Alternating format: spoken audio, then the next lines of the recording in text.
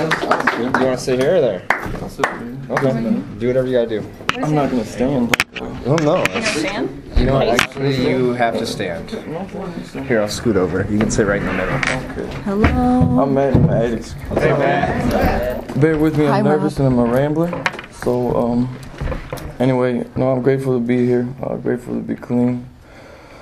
I guess, you know, like a lot of way people start speaking out, they talk about like their childhood. So I just go off of what I've seen other people do, because I don't fucking know. Because whatever I was doing in my previous life wasn't working. So basically what like, you know, like growing up in my family, I had didn't have don't come from like a white picket fence family like most addicts don't. You know, grew up with a single mom and a grandmother. You know, both of them love me a lot, so I can't really, there's not a lot of complaints in that area. So, you know, I guess I can't really, my mom, they used a little bit, like I have a lot of addicts in my family, a lot of addiction runs in there, so there wasn't like a lot of, I don't know, but, I mean, but yeah, I had people that loved me when I grew up, but most of the harm that I caused myself. So I remember, basically, I guess it started off when I was real young. I just started using when I was like about 7th, 8th grade, and anyway, I found something that allowed me to escape reality. And there was a point in my childhood where some stuff happened where I wanted to escape reality. You know what I mean? And there was a disconnect of emotions when I just wanted to stop feeling my feelings. And once I found that, I thought like, oh, I found all the answers to all life's problems, and little did I know what I was in for. So you know, I started basically just like, I thought it was just kind of like a game, I guess, just you know, just getting high and hanging out. And then I started stealing. I started and that was a big part of my addiction, was stealing. I was a big thief. People tell me I look like I steal. You know, I get followed around the stores and stuff like that. But you know, that was a big part of my disease, because it was a way finding ways and means to get more. And one of the things, so like I hear a lot of people like say like some heinous stuff that they've done to use, and like I hear some like women talking about like selling themselves, and they have like, there's like a lot of people that feel bad about stuff like that. But I could really relate to anybody, because I sold my soul for a bag at a time on a daily basis, and that was something that, so like I mean, I'm just gonna skip over a lot of crazy shit with using, but I could tell a lot of funny stories, still have you laughing, but I'll just spare that shit. And just, you know, there was a point in my life where I just gotten out of prison.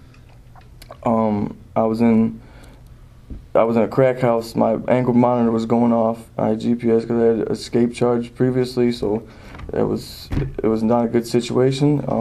And there was puke on me, so I go in the bathroom to and realized that this wasn't my puke because I hadn't eaten in days. And that's when I was like, and I looked in the mirror and I was just so fucking disgusted with myself.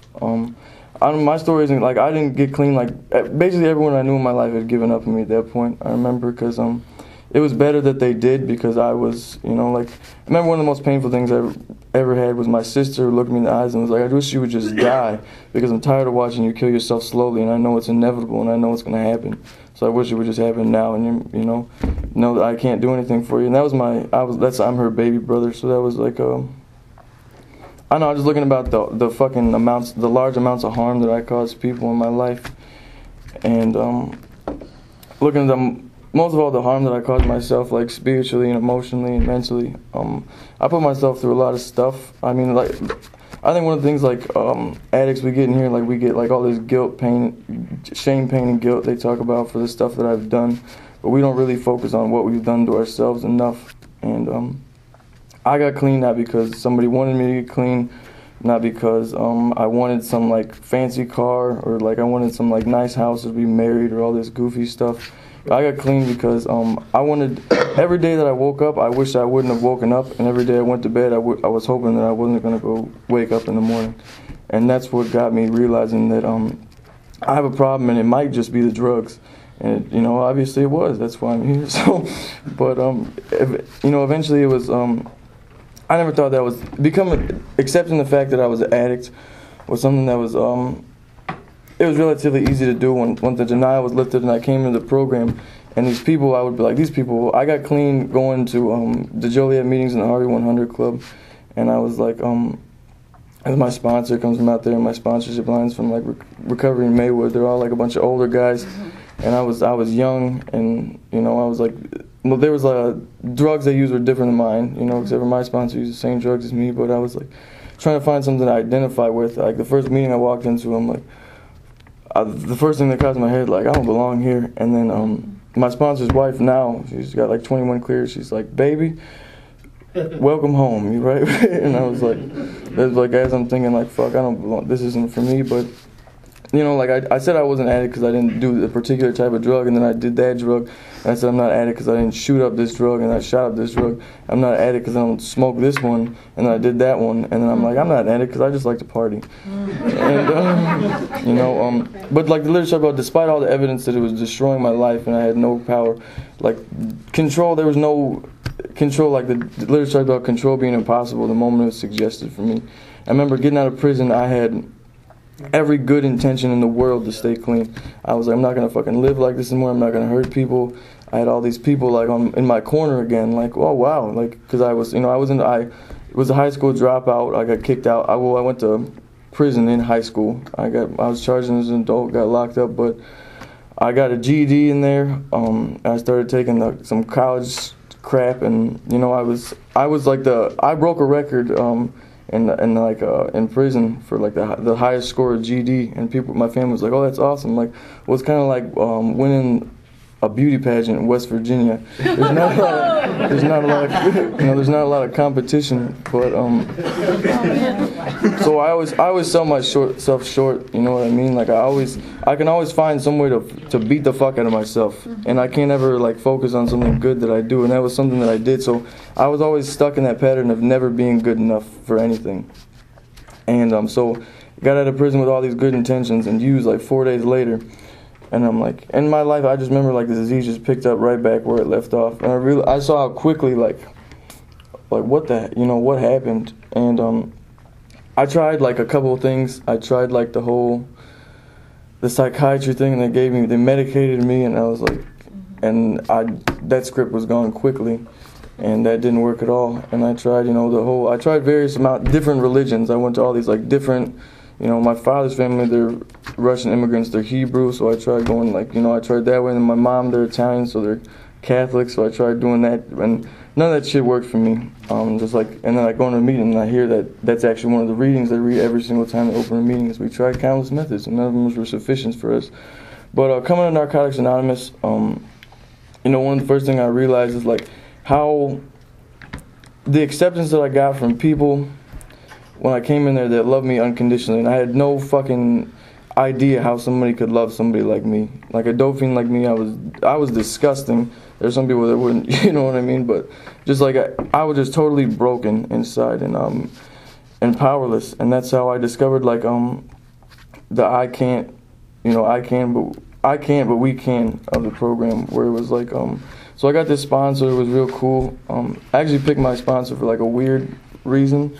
Pick my sponsor because like when I was a little kid, I was really like my mom's like she was a vegan back then, so I was like really like liked animals, wanted to be a veterinarian. I was like a nice little kid. I wasn't how I was till when I started growing up, but so I was like I had all these like aspirations, and I was really kind, and then I lost the ability, like the literature talks about losing the ability to feel love and compassion for another human being, and it talks about some of us like. This may seem extreme, but for me, that's what it was. Like I couldn't feel shit, and I was just completely numb to the world. The only thing I could feel was I need another one. And coming in the program, they say the worst thing is you get your feelings back, but the best thing is you get your feelings back. But these, I got like taken hostage in my recovery by these older guys. Like I came in the rooms, and these older guys, one of them's he got an infinity medallion now, and my sponsor, the guy who got an infinity medallion, Mike P. I can break his anonymity because he's he's in the rooms with us now, I believe. But that was somebody that like he was like, I gave him my number, and he just showed him my house, where I was living at the time, and he's like, you want to go to a meeting? And I was like, I guess, but they told me to make a 90 and 90. Well, I'm talking about now, this time in recovery, because I was in recovery for like 60 days, but I wasn't really in recovery, so I'm not going to talk about that. I was just going to meetings, you know what I mean? Like, I went to a couple meetings and was like, maybe I'm good now that I stopped and tried to go, you know what I mean? Like, now I got this. Fuck you guys. But I'm talking about this time in recovery, like, people that knew, like, my sincerity, like, I remember the first thing I ever said, the most honest thing I ever said was a meeting I had. I was picking up a white key tag, and I was like, I need help, man. I don't know what I'm doing, and I want to die. I can't do this anymore. I can't live like this. I'd rather be dead. And after that's when I just got, like, honest sharing. That's the most, because something about NAs, like, I can have compassion for somebody that I haven't gone through something they've been through, but empathy is compassion through shared experience, if you look up the definition of that. And that's one of the things that that's one of the things that makes me so tight with the people that I have in my life. Like, I'm closer to my group of friends than I am any blood relative that I have. Like, the people that I'm with, like, I got people that are like brothers to me, and people that walk in my life I haven't even known that long, like, came in the room like a number of months ago, and, like, you know what I mean? Like I just love you guys, you know what I mean? And that's something that, through the ability to see something that, and I remember it's like when I came in, people would love me and unconditionally, and I didn't understand that shit, you know what I mean? Because I didn't understand. I remember sitting with them and I was like, why do you care? I asked them, like, why do these people care so much about me? And it was because they were in the spot that I'm in. Theoretically, like, the identification of it, we're somewhat of the same person. And you know, when I first got clean too, I should say that I was crazy. I was out of my mind. Still probably I'm still out of my, because I work an honest program, still out of my mind. I still, like, but at the time I was just completely, I knew nothing, and that's why, like, I had no reason to lie, because it was what it was, and people accepted me for what they accepted me for, even though I was exactly the way that I was, and I couldn't do anything about it. And that's, like, one of the things that got you clean, is to get clean I had to accept life exactly the way it was and start from here.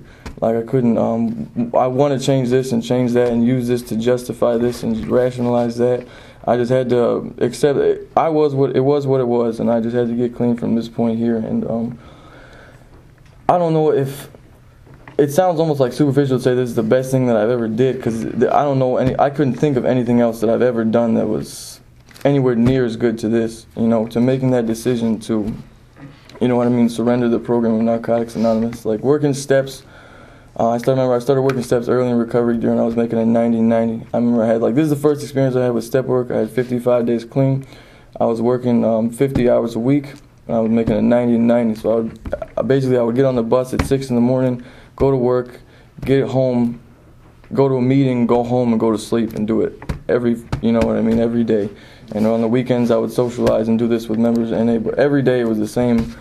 And that's how, and it wasn't like now my life is crazy and I hang out with people all the time, but at the time that's what I needed, because I needed to be grounded and basically, like, dry out, you know what I mean? Just because I was, like I said, I was crazy. I probably had some mental problems at the time from all the stuff I was doing, but I was sitting at this bus stop, and these guys were like, "You look like you do drugs.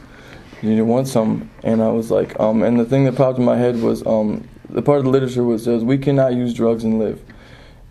And I was like, and it's like, we cannot use drugs successfully for any length of time. And I was like, no. And they're like, are you sure? And I was like, no. And they're like, you wanna? And I'm like, no. And they're like, all right. And they drove off, and I was like, called my sponsor, and I was like, wow. And then that's how I know this shit works, because I'll never tell you no if you offer me sin. I had money in my pocket too, because I've been working for a little while, and I never had the ability to say, no, I don't want any of that. You know what I mean? So step work to me, like, people like make it this grandiose thing where you gotta, like, my sponsorship line is old school. They don't do the flat book, and they don't do anything like. But step work is acquiring information, internalizing it, and learning to apply it to your life. And it works, man. So my experience with the first step wasn't that, like, I can't be, when I surrender something, I notice I can't surrender something over to nothing. You know what I mean? I surrendered my disease of addiction over to the program of Narcotics Anonymous, and from that point forward, I began to grow, and I was left with this void. And talking about the second step, I live in insanity daily, to be honest. You know what I mean? Even after working some steps and being in my higher power's will. But the second step is, it's not, insanity is doing the same thing over and over again and expecting different results. That's not really, it's like I believe that the action of insanity is doing the same thing and making the same mistakes and expecting something different to happen. But the cause of that, the root of that is, I have a twisted perception and a total loss of proportion that the literature talks about. And that's what I do, is because the way I look at things is from this warped ass point of view. And becoming to terms, like, I don't believe in, like, personally, like, if you, whatever works for you, but my belief, like, I don't believe in, like, this big man upstairs. I'm too analytical and want to be intellectual to believe some stuff like that. So I just believe that I won't be able to know. I believe that human beings don't have the capacity to understand what actually is. Mm-hmm. So I believe in a higher power. I just choose not to put a name on it. You know what I mean? Mm-hmm. And at the same sense, like, I have a spiritual path that I choose to go through, and works for me about that is, like, I kind of believe that, like, God is the act of compassion, love, like, generosity, and all the other shit that I was before is just the absence of God. So my understanding of God is like coming to as a newcomer, coming to a meeting and someone being like, I love you, and you're like, what are you talking about? You don't know me. And the people was like, how do you love me? They're like, keep coming back and you'll find out. You know what I mean? And that's God, because I had faith in that when they told me that, and I was like, what do you mean you love me? You don't know the shit that I've done and what I'm capable of and what I'll do to you if you unlock your car. And, you leave your doors unlocked.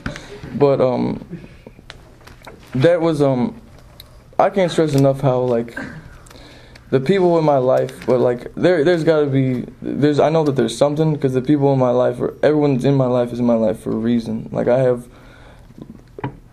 can't even really explain it, you know what I mean? I'm trying to not ramble, but yeah. So, but, like, the third step, and I gotta be honest too, like, just because I got clean, everything's not perfect. My experience in recovery, they said don't get in a relationship for a year. Got in a relationship with 0 days clean. And they say that for a reason, because I went through a lot of fucking pain because of that. You know, I was with someone, we were together. She was clean for like 2 years. She was older than me. I was clean for I had like a year at the time, and she relapsed and went back out there. And at the time I was living with this person, and I was living in a house with someone who was shooting dope. And that was and I lived like that for 6 months, and everyone around me was like, what is wrong with you? Are you stupid? Like, what is wrong? And then, like, something I noticed too is, like, just the denial, working a second step and having some of that, the denial gradually being removed from my life. Because at the time I thought, like I see people with like 30 years clean sharing, and I'm like, oh, this guy's like, if he's perfect, why are you here? You know what I mean? But and then I'm like, and then you see some of the stuff you do, and you're like, why? What the fuck? You know, why would you do that? Like, how are you capable of doing something like that with all this recovery and all this clean time? And it's so I don't put that, like, I don't like worry about other people's lives, because I'm an addict, and I'm, like I said, people don't do what I did and what we do that are the way we are, and just be totally these, like, whatever. I don't know what normal is. I don't know what, like, people expect, but at the same time, I've made some mistakes in recovery, and I haven't used, but I've done a lot of stupid stuff. You know, I lost. I was, after getting out of the relationship, I finally surrendered that, because I remember I was in a meeting, and I was chairing a meeting, and I was like, I'm gonna get one after this. And I had like a year clean, and then not to send like a twisted message, but just to send that this should, if I don't live the NA program and apply the steps daily to my life, that the disease will come right back the way it was. Just because I got some clean time under my belt doesn't mean that it's gone anywhere. And so it came right back, you know, and it hit me in the face, and I was sitting there, and one of the guys stopped me, and he was like, you should get in my car and talk to me.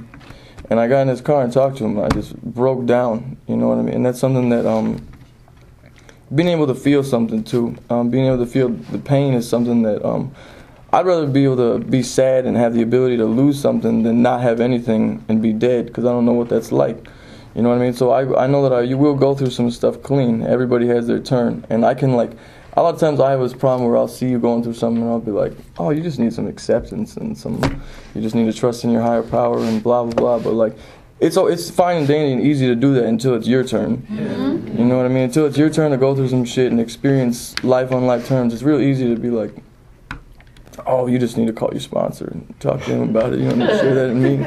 But it's really easy to do that. But like, I know like everything that I've surrendered, honestly, everything that I've turned over has claw marks all over it from me trying to snatch it back.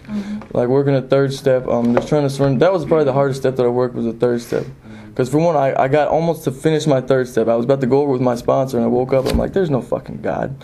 And I called my sponsor, and he's like, let's start over. So I started from the beginning and went all the way back.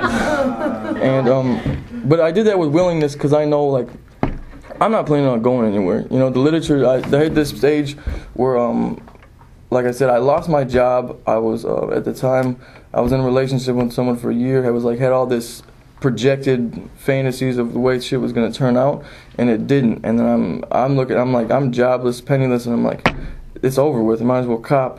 And I called my sponsor, and I'm like, man, I'm homeless. He's like, no, you're not. Come over to my house. You know what I mean? I got a room upstairs, and just like the things work out. Like every time I try to like, if I just, something I notice too is like, as long as I'm getting better, everything around me gets better. You know what I mean? Like where I work at now, I don't like I complain. I'm one of those people that's a complainer, which is something I'm trying to work on now. But I'm like, F this place. Sorry for cursing so much, it's just kind of what I do. But if it offends you, I apologize, but I'm trying not to. But like, I remember going in there, I was like, sometimes I go in there and I'm like, I gotta wear like the college shirt and that goofy stuff. And but I was like,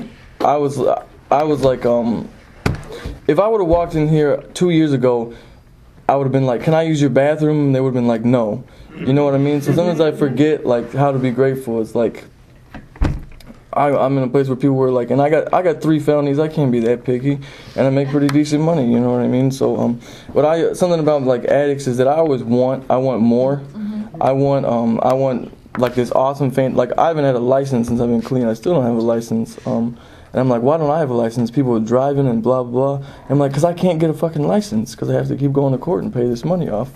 And I'm like self-will having a license. I'm like, can I drive your car? Like, let me drive. And like, no, you can't drive. You don't have a license. You know what I mean? You want to go to jail? But, and that's just some of the insanity about me. Like, I mean, like surrendering my will over to something, something I noticed about like, as I begin to work spiritual principles, they become a part of me.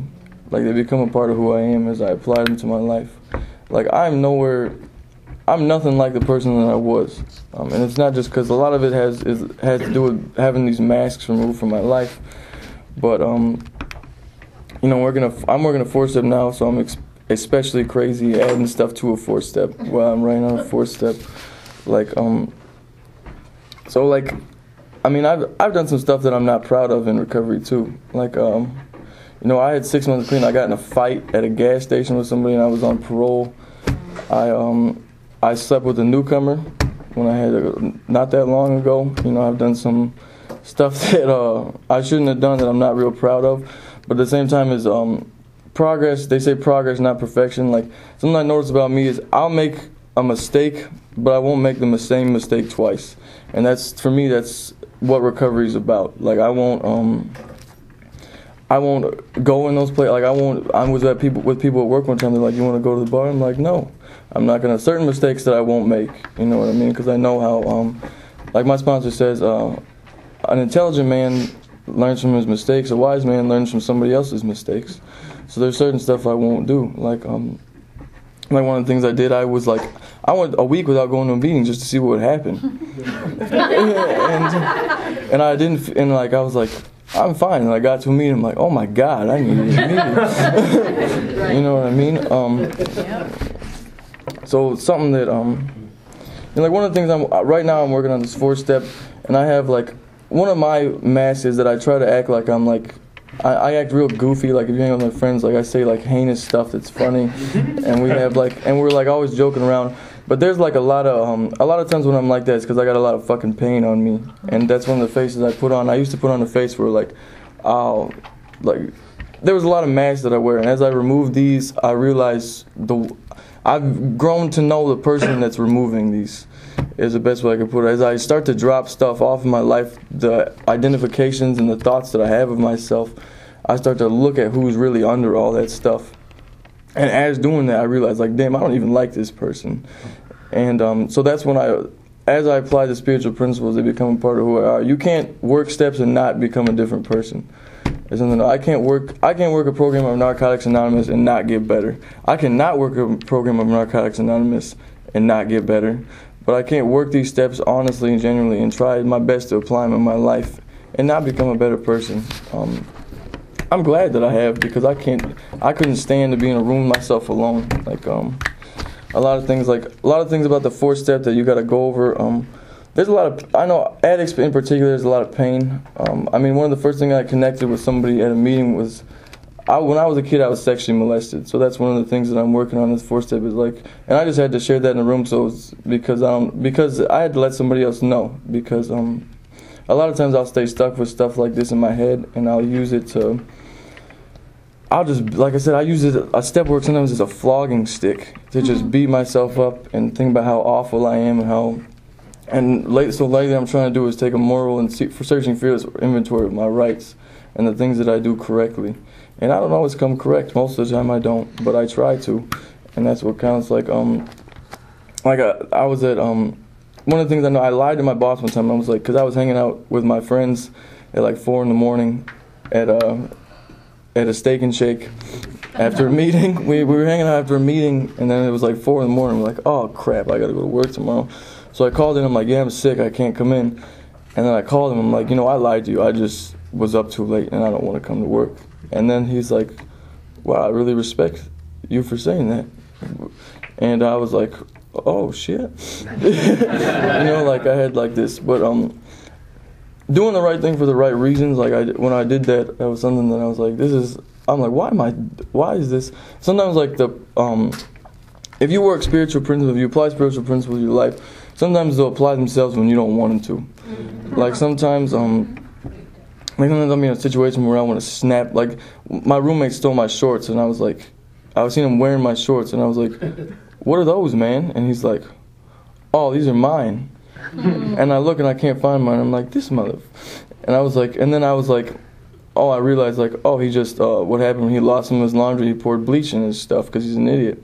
So instead of being like, I was like, I'm gonna beat this dude. You know what I mean? I went through all that stupid stuff, and then I was like, and then I gave him some more of my. I'm like, you need some more clothes, man? You can wear some of my stuff, And that was when I wanted to freak out and be like a big baby, throw a temper tantrum like I like to do most of the time. But instead I was like, doing the right things for the right reasons, like the foundation of the program of Narcotics Anonymous. And something like, for a dope fiend like me, I'm not a dope fiend anymore, but I was a dope fiend. So I refer to myself like that, so I don't forget what I came from, because I know a lot of people I hear a lot of people sharing NA, and it's like, did you even do drugs? You know what I mean? But and like I gotta keep stuff up front, because there's a lot of areas in my life that become sick really quickly. Like just trying to be like, sometimes you have to be brutally honest with yourself, because I realize like I lie to myself more than I lie to anybody else. And like yesterday, we went to a meeting, and I was like, I really shouldn't be alone tonight, and I don't know why it is, I don't know why I feel this way, but I really shouldn't be alone tonight. And so I was hitting people up, and like, we should kick it after. I self-willed the hell out of my group to hang out with me. Is what I did. Yeah, I did. And I was like, but anyway, we were at in a garage at 4 a.m. having a literature study. And and that's just like some of the things that we do. Like in NA, I traveled. I forget how many. I have like close to 300 contacts on my phone from people that I've met in recovery. Like once I got off parole, I hooked up with this guy who's like a brother to me. He's like weird and crazy like me too. He's one of like the janglers, as we call ourselves. But I hooked up with this guy. Like we traveled all over in Narcotics Anonymous. Like we go to these conventions. And I got like wanderlust now. I'm going to go to Ohio next weekend. A friend of mine celebrating 28 years. And just, talking about like lost dreams reawaken, new opportunities arrive. I couldn't leave a 2-block radius when I was using. I couldn't get off that same. And if I left the 2-block radius, I got stuck on another 2-block radius, and it was going to stay there and become one with the furniture. You know what I mean? And that's the way I live my life, and that's no way to live your life. Like I didn't know what life was until coming to the program. I'm still learning what life is, and I'm not that great at it, but I'm working on a lot of stuff. You know, one of the things that I realized too is that we don't give ourselves enough credit. You know, like I hear a lot of people just beating themselves up in the rooms, and that's one of the things that keeps people from sharing honestly. Because I gotta share some stuff that I don't want to tell you guys about, because everyone's so perfect and everybody's working these perfect programs. I'm like, what is wrong with mine? You know what I mean? What am I not doing about? What am I missing in these step work? And the fact of the matter is like that. You gotta. It's a process, and that's one of the things that I remember like the moment I realized that I had some pain off me. I was sitting in like a coffee shop at 2 o'clock in the morning with some members of NA, and we were just laughing, and I'm like, I haven't gotten high, and I'm in a coffee shop at 2 in the morning with some people that I would never have hung out with if I was using. You know what I mean? And I realized how like just life just moving full circle, like just getting enjoyment out of life. The little things is something that like I stress, like being able to go out to eat. Like I remember I would have a pocket full of money and I would still go hungry because I needed one more than I needed to sustain my life. And so one of the things I just got a lot of gratitude because coming up here and just remembering some of the shit that I've done and some of the things that I've been through. There's a lot of stuff that I haven't done, but there's too much stuff that I have. But you know, we get to that eventually. So, but lately I've just kind of been trying to being connected is one of the most important things that I've realized. Because like me and I was talking with these guys. They got a lot of clean time that I heard them say it, and I was like, come on now. You know, I mean, you don't got 30 whatever years clean, but they were telling me like I got high because there was a point in my life where I wanted to stop. I didn't want to live in the reality that as a way that it was, and I didn't want to feel the feelings that I have. I didn't be who I am. I didn't want to be. I just wanted something to. It was basically just an escape, and that's why I'm a runner. And like I've gone all over the place, using from city to city and state and whatever, trying to run for myself, but always. My ass follows me everywhere that I go, and I'm still the same person every time. So, you know, being connected to other addicts in recovery is something that keeps me. That's what keeps me clean. It's one of the most important things. Steps and steps is how you change your life, but without and how you change who you are. But without the people around you being able to identify with you, that's something that that's like the biggest part of my recovery. It's like. Just the people that believe in me and love me and want to help me in my recovery. Like I seen someone pick up a white key tag. You're the most important person at a meeting. You know, fuck me. And just speaking everything I have to say. You know, you never have to use again, no matter what, even when you really want to. That's one of the things that I like. There's been times in my recovery where like I thought there was a point in my life where when I was using, like I said, I woke up and I wanted to kill myself at that point. I lost all hope. There was nothing for me. I tried everything. I honestly tried everything. I used despite my own best intentions. And I had nothing left to lose, so why not try to get clean? Why not? That was where I was at. So coming in here, you know, my inspiration was desperation. That's what I like to, the best way I could put it. In words, I'm not a very wordy person, but you know, the best way. And as I come around here, I've accumulated some stuff, I got like a savings account. That's pretty cool, and I owed like $8,000 in debt from like court costs, all kinds of stuff. Now I only owe $2,000.